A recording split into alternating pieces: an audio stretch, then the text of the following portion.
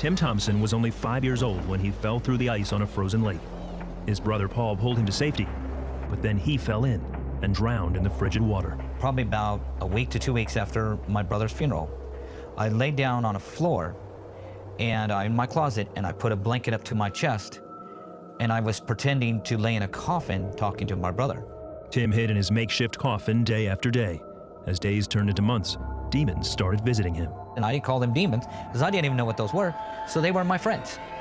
I was literally communicating with them in my pretend coffin. Tim's friends made him an offer. My friends said, would you let us come inside you? And we will show you greater things.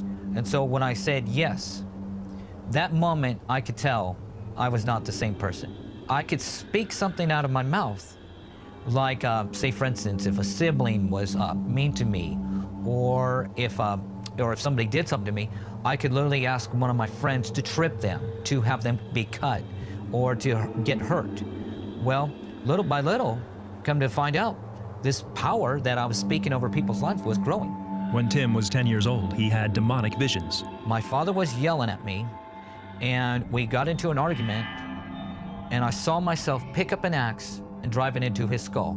And I saw his head be split open, and I saw the blood, and I saw everything else. And I literally saw this. And that's when I started to realize I'm not like other people. As a teenager, Tim delved deeper into the occult. He used tarot cards and Ouija boards to communicate with demons. Many of Tim's demon friends had names, such as Ra. When Ra spoke, all the demons shook, because they all knew he had enormous power.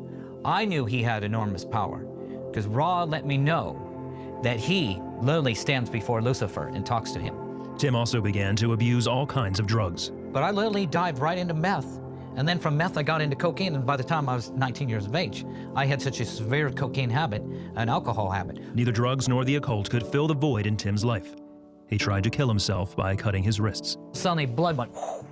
I literally felt that I'm paying God back. I don't know exactly what happened, but I ended up in an emergency room, and a doctor said you were 1 minute away from bleeding to death. Tim had decided if there was nothing better to life, he would rather die. That's when he called out to God. Close to midnight on December the 13th, I got down on my hands and knees and I said, God, if you're real, then kill me or you show me some sort of happiness, but I don't want to live one more day like this. And that's when it happened. But Jesus came through my ceiling. He came through my ceiling. The whole room lit up. He embraced me. And when he embraced me, he let me know that he found value in me and he loved me. Tim asked Jesus to come into his heart. For the very first time,